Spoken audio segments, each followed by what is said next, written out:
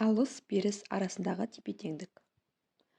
Бұл мәселе қоршаған ортамен, замандаспен, жалпы адамдармен қарым-қатынасқа байланысты. Өмірдің өзі алыс-берістен тұратындықтан, барлық салада 50-50 деген тепе-теңдікті ұстап тұру маңызды. Егер осы балансты бұзып алмасақ, өмір бір қалыпты, ешқандай қиындықсыз өрбиді. Жалпы ала білу де, бере білу де үлкен өнер. Тепе-теңдікті сақтайтын және сақтамайтын адамдардың арасында қандай айырмашылық бар десеңіз, кейбір адамдар үнемі өзіне жеңілдік сұрап, жұрттың аяушылығын күтіп жүреді. Біреуді пайдаланғанды, бірдеңені тегін алғанды жақсы көреді. Ала берсем дейді. Ал беру туралы ойланбайды да.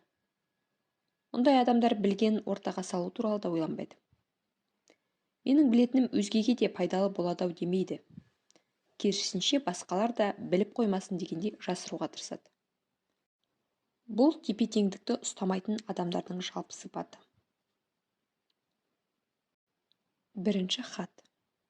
Балқия ханым, сәлеметсіз бе? Басқа кімге жазарымды білмеймін сізден басқа.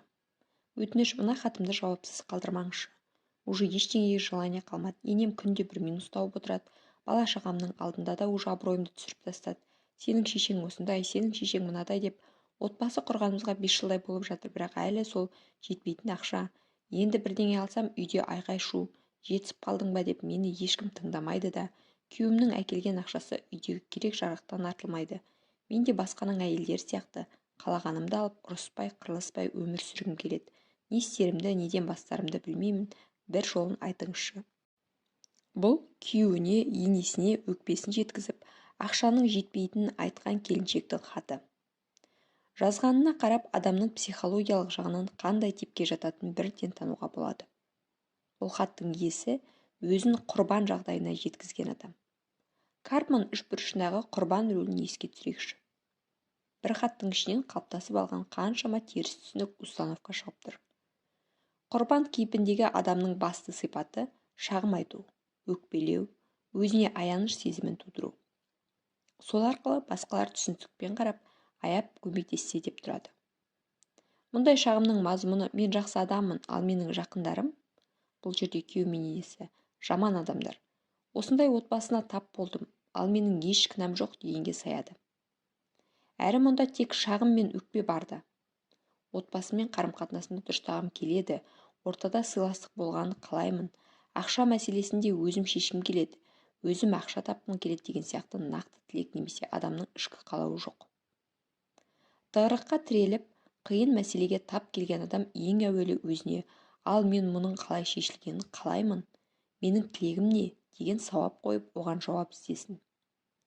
Мына хатты жолдаған адам, мен енеммен қарым-қатынасымды жақсартқым келеді, күйеуіммен бақытты өмір сүргім келеді, оны түсінгім келеді немесе өзім ақша тапқым келеді деп жазып, нақты ақыл кеңесіне көмек сұраса, түсінікті болар еді. Ал өзі не істерін білмей, неден бастарын түсінбей, өзіне не қажет екенін нақты айта алмай тұрған кісіге айдаладағы біреу қалай көмектеседі? Ішкі қалауды да адам өзі ғана біледі. Білмеген адамға сырттан ешкім көмектесе алмайды. Ондай кезде әлдекімнің айтқан кеңесі көмек бола алмайды. Әуелі адам өз қалауын түсінуі керек. Соны анықтап алмай, басқаларға жалтаңдап кеңес сұрай беру, көмектен дәмелену нәтиже бермейді. Адам мойнына жауапкершілік алып, өзіне не қажет екенін анықтауға тиіс. Содан соң мәселені шешудің ұшығы шыға бастайды. Екіншіден, хат иесінің өзін төмен бағалайтыны байқалады. Өзіңді лайықты бағалауға қалай қол жеткізуге болады? Ол үшін ең алдымен алыс-беріс заңдылығы бұзылмауын қадағалау қажет. Өмірдегі барлық нәрседе баланс болады. Ал алыс-беріс арасындағы тепе-теңдік бұзылса, адам біріншіден өмірдегі бағыт-бағдарынан, негізгі мақсатынан айырылады. Екіншіден, құрбан деңгейіне түседі. Үшіншіден, миындағы шын жан қалауын анықтау әрекеті өшіп, өмірден рахат пен ләззат алудан қол үзеді. Демек, күйеуіңіздің махаббаты мен қамқорлығын көргіңіз келсе, енеңізден сыйластық күтсеңіз, өзіңіз де оларға соны беруге әзір болыңыз. Тепе-теңдікті сақтайтындар ешқашан жеңілдік талап етпейді. талап етілген құнын төлейді және өзіне қызмет көрсеткен адамға деп сұрағанын береді. Ондай адамдар мейрамханадағы даяшыға да шамасына қарай тиын-тебен қалдырады. Жаңа бірдеңе үйренсе, онысын ешкімнен жасырмайды. Айналасына айта жүреді. Басқаға пайдалы болуды ойлайтын адам бар білгенін ортаға салудан қашпайды. Осы екі топтағы адамдардың қайсысының жолы болғыш десеңіз, алып та беріп те жүрген адамдардың жолы ашық. Алуды ғана ойлайтын адам үнемі күтумен жүреді. Өмірі сонымен өтіп кетуі де мүмкін. Біреу оған ақша беретін сияқты. Енді біреу жұмысқа шақыратындай, тағы біреу идея айтатындай, қысқасы үнемі әлдекімнен әлдене дәметіп жүреді. Алыс берісті тепе-тең ұстап жүрген адам ешқашан ешкімнен ештеңе күтпейді. Тегін олжадан дәмеленбейді. Біреуге жақсылық жасаса да, бірдеңе берсе де, оның қайтарымын күтпейді. Қайырымды істерге баратын да осындай жомарт адамдар. Алыс берістің заңы қарапайым. Қанша берсеңіз, сонша аласыз. Демек, сәтсіздікке кез болып, қиындықтан шыға алмай жүрсеңіз, ойланыңыз. Өзіңіз әлемге, қоғамға, адамға көмектесесіз бе? Теңізге құйған тамшыдай болса да үлес қосып жүрсіз бе? Сонда барлық сұрақтың жауабы табылады. Берді екен деп дереу алуды ойлаудың да қажеті жоқ. Алыс беріс заңы өзақ бәрін реттейді. Оң қолыңның бергенін сол қолың көрмесін деген сөз тегіннен тегін айтылмаған. Жақсылық жасасаңыз, біреуге бірдеңе берсеңіз, оны жарияға жар салып айтудың да, оның қайтарымын күтудің де қажеті жоқ. Шын көңілмен бергеніңіз міндетті түрде сізге жақсылық болып қайтып келетініне күмәніңіз болмас. Кейде табиғатынан қолы ашық, кеңпейіл жомарт адамдар тек беруді біледі де, алуды ойламайды. Бұл да дұрыс емес. Ала да білу керек. Сол кезде ғана тепе-теңдік сақталады. 90 ауыз сөздің тобықтай түйіні, айтқаныңызға басқалар құлақ асқанын қаласаңыз, өзіңіз де өзгелерді тыңдай біліңіз. Кіршіксіз адал шынайы махаббатты тілесеңіз, өзіңіз де шын сүйе біліңіз. Өзгелердің көңіл аударғанын қаласаңыз, сіз де басқаларға назар аударыңыз. Уақыт бөліңіз. Өзіңізден бастаңыз. Бұл өмірден бірдеңе алғыңыз келсе, оған беріп үйреніңіз. Менің қалауым деген тілегіңіз қанша болса, беремін деген сонша нәрсені ерінбей жазып шығыңыз. Басқалардан көбірек сыйлық алуды қаласаңыз, өзіңіз де жақындарыңызға тосын сый жасап, құрмет көрсетуді қолға алуыңыз керек деген сөз. Сыйға сый, сыраға бал демекші, жасалған жақсылыққа жақсылықпен қайырым жасау адам болмысындағы жазылмаған заң сияқты болу керек. Өмірден алғаннан бергеніңіз көп болса, берекеңіз артады. Мақсатқа оңай жетесіз. Беру деген тек заттай берумен шектелмейді. Адамға жақсы көңіл күй сыйлау, жылы сөз арнау, ілтипат білдіру, қолдау көрсету, тіпті білім мен тәжірибе де беруге жатады. Адамдармен қарым-қатынас барысындағы осы бір нәзік мәселе жөнінде пайғамбарымыздың өзі мынадай керемет кеңес берген. Сендерге жақсылық жасаған адамға жақсылығына сай жақсылық жасаңыздар. Оның жақсылығына тең келетін нәрсе таба алмасаңыздар, әлгі адамның тілеуін тілеп Аллаға дұға жасаңыздар. Бұл өмірде барлық нәрсенің төлемі, ақысы бар екенін ескеріңіз. Үлкен арманға, биік мұратқа жету үшін сізде әлемге беруді үйренуіңіз қажет. Алыс беріс теңдігі бұзылған кезде адамның ойында күту деген нәрсе пайда болады. Ал күту дәмелену болған жерде міндетті түрде көңіл қалу, ренжу, өкпелеу де болады. Жұмыс істемей өзін садақа сұрайтындай жағдайға түсірген адам 70 нәрсеге мұқтаж болады деген хадисте бар екен. Жақсы амал етпей, жақсы сыйдан дәмеленудің қажеті жоқ. Бағанағы хат иесі де өзімен жұмыс істемесе, тек шағымданумен шектелсе, отбасындағы жағдайды өзгерте алмайды. Әркімнің басында өзіне жетерлік қиындық пен проблема бар. Сол үшін ешкімнен ештеңе күтпей, саналы өмір сүруді үйренейік. Проблемаға ересек адам ретінде қарап, саналы түрде шешейік. Алдымен қалауыңызды нақтылаңыз. Одан кейін нақты іс-әрекетке көшіңіз. Мәселен, хаттың иесі енесін ашық әңгімеге тартып, өзінің қатесін де мойындап, ол кісімен арадағы кикілжіңге алаңдайтынын білдірсін. Кішілігін көрсетсе, мәселені ақылдаса отырып шешуге шақырса, бұл проблеманы шешуге жасаған нақты қадам болар еді. Беру адамды іс-әрекетке жетелейді. Осы алғашқы кітабым арқылы да көпшілікке білгенімді жеткізуді, яғни беруді мақсат тұттым. Риясыз берген сайын Алланың берері мол екенін, өмірден аларым аз болмайтынын білемін. Сөзіңіздің дұрыстығын іштей біле тұра, өзгені мойындай салу, жаныңызды жараласа да кешіре деп беруге жатады. Мұндай күтпеген шешімге келу адамның күш-қуатын, энергиясын сақтайды. Жасаған жақсылығыңызды пенделер білмей қалса да, көкте ұлы бақылаушымыз барын ұмытпағайсыз. Сіздің беріп жатқаныңызды Құдай есепке алса болғаны. Адамның рахметін алу мақсат емес. Адам емес, Алла береді деп күтіп үйренсеңіз, өмірден аларыңыз көп болмақ. Адамнан ештеңе күтпеңіз. Реніш, өкпе деген ауыр жүк те болмайды. Ал арқасында жүгі жоқ адам көздеген мақсатына жеңіл әрі тез жетеді. Алған бағытыңыз өзіңізге анық болса, беталысыңыз дұрыс болса, жолда аяқтан шалғандарға уақытыңызды да, күш-қуатыңызды да кетірмеңіз. Сіздікі дұрыс, оныкі бұрыс болса да, таласқа түсіп болмайтын мәселеде өзіңізді ақтап алуға тырыспаңыз. Өзіңізді идеал етіп көрсетуге ұмтылып, еш маңызы жоқ нәрсеге бола абыройды төгудің қажеті жоқ. Мақсатқа жету жолындағы ұсақ-түйек кедергілерге кідіріп, алған беттен айнып қалмаңыз. Біреуге бірдеңені дәлелдеумен айналыспаңыз. Өмірден не алғыңыз келетін және оған не бере алатыныңызды анықтап алып, сол бағытта жұмыс істеңіз. Тағы да хат мазмұнына оралсақ, автор ақша жетпейтінін айтқан.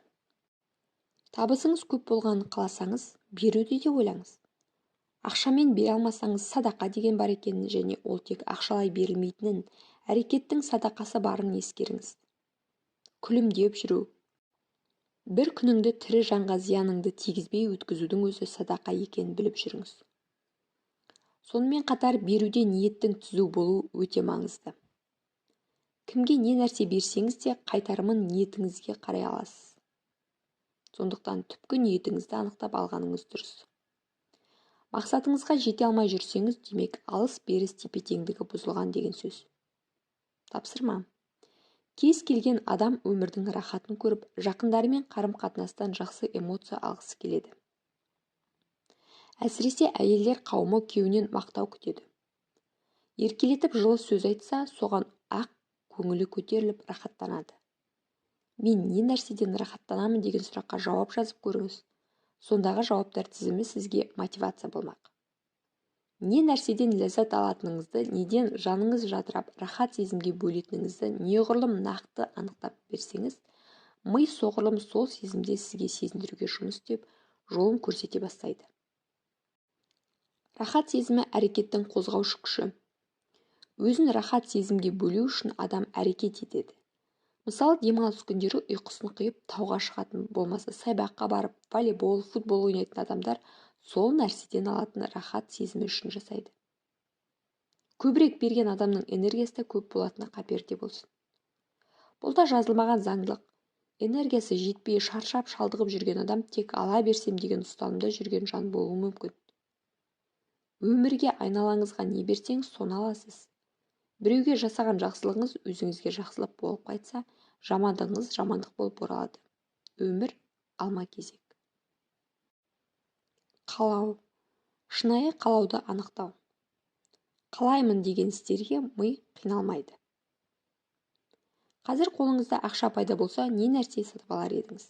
Деген сұраққа шынайы жауап беріңізші. Өз ықтиярыңызбен не алар едіңіз? Бірінші ойға не келді? Осылай өзіне сұрақ қоя білген адамның өзіне көп көмегі тиеді. Шынайы қалауды анықтайтын кезде жалпылама емес, жалқы нақты ақпарат керек. Миға қалауыңызды барынша дәл жеткізе білсеңіз, оның жұмысын жеңілдетесіз. Ми дәлдікті жақсы көреді. Шынайы қалау мен ішкі мұқтаждықты анықтау оңай емес. Адам болған соң өзіне емес өзгеге ұнау үшін, көштен қалмау үшін, мақтану үшін, көрсету үшін қалайтын қалау көп. Түптеп келгенде, Соның көбі адамның өз қалауы емес, жұрттан қалып қоймайын деген стереотиптің құрбаны екенін көп адам байқамайды. Адам өзінің шынайы қалауын анықтай алмаса, шын бақыт пен шынайы қуанышты да сезіне алмауы мүмкін. Сырқаттанып, төсек тартып жатқан адамның бар қалауы денсаулық, қиналмай ауырмай өмір сүру екені түсінікті. Бұл оның шынайы қалауы. Сіз де шынайы тілегіңізді табу үшін осы нәрсені есепке алыңыз. Ауадай қажетсінетін тілегіңіз бар ма? Еш жеріңіз мазаламай, сап-сау күйде екі аяққа тік тұрып аман болып жүру неткен үлкен нығмет. Біреудің Алладан күні-түні жалбарынып сұраған қалауы сізде бар. Мұның өзі бақыт емес пе? Одан бөлек күнделікті қаншама қуаныш пен жақсылықтың куәсі болып жүрміз. Тек соны байқамайтынымыз өкінішті. Шынайы қалауға бас қатырарда осы нәрселерді ойлап қою артық болмайды.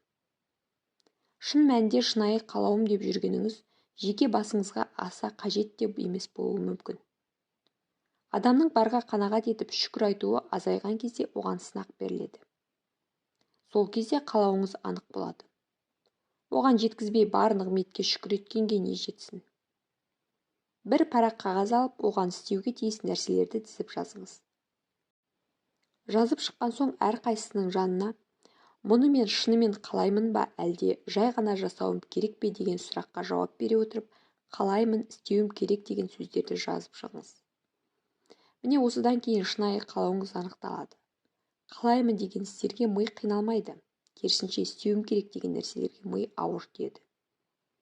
Істегім келеді мен істеуім керек дегенді ажыратып алыңыз. Сосын істеуім керек деп белгілегендерді үстінен сызып тастаңыз. Ал істегім келеді деп белгілегеніңіз шынайы қалауыңыз. Адам әдетте басқалардың ой пікіріне тәуелді болады. Бала кезден ата-ана, мұғалім, одан кейін бастық, қоғам, мынаны істеуім керек деп белгілі бір талаптарды таңып қойғаннан кейін адам өзінің шын қалауын, шынайы тілегін таппай қалады. Айналамызды ысырып қойғанда ғана ішкі жан дүниеміз тынышталып, үйлесімге қол жеткіземіз. Ол шынайы қалауды анықтау арқылы іске асады. Ойлау жүйеңізді, ішкі қалауыңызды анықтап, ниет пейіліңізбен жұмыс істеңіз. Бұл бәрінің қолынан келеді. Неге емес, қалай деген сауалды өзіңізге көп қойыңыз.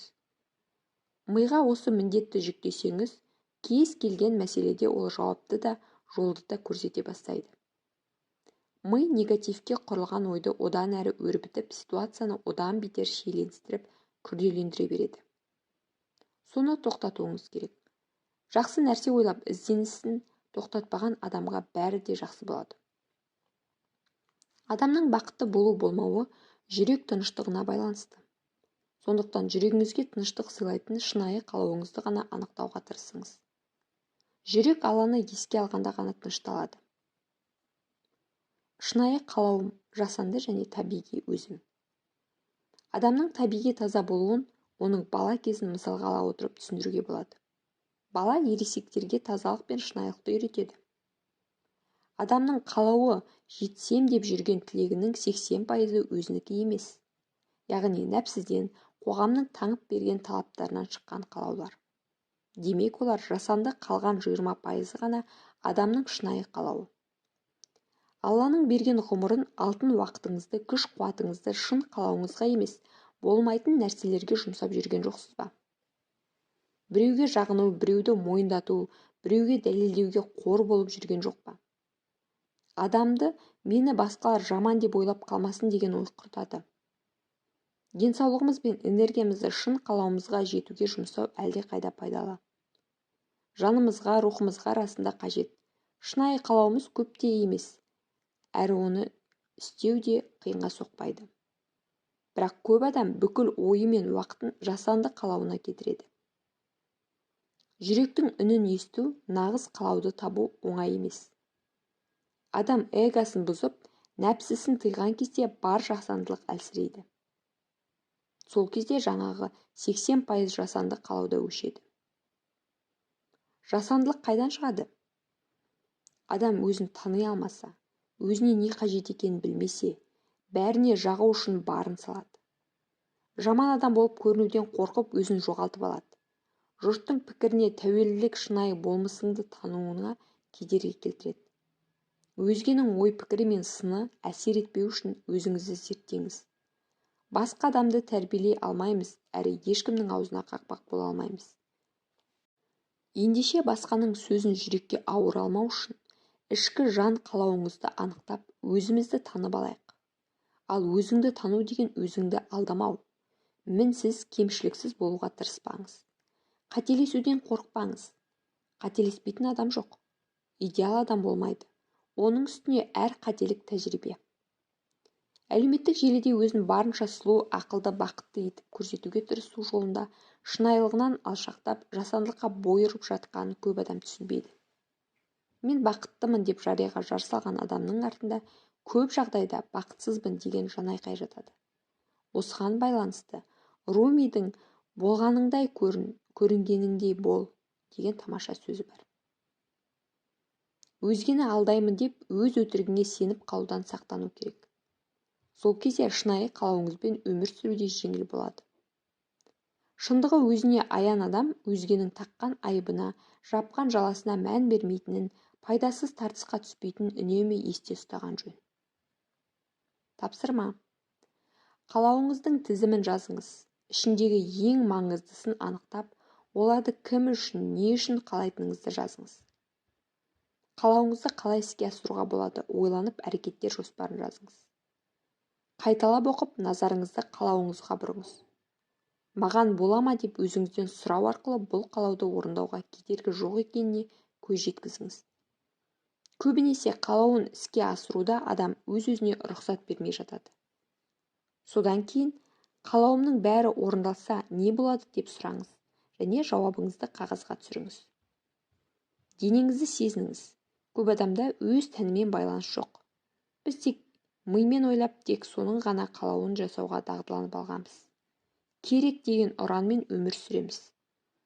Ал жүректің қалауы, менің қалауым дегенді алға шығару керек. Күнде таңертең денеңіздің әр бөлігін ұстап, әр мүшеңізді сезініңіз. Өзіңізді зерттеңіз. Жүрген жеріңізде зерттейтін негізгі нысана өзіңіз.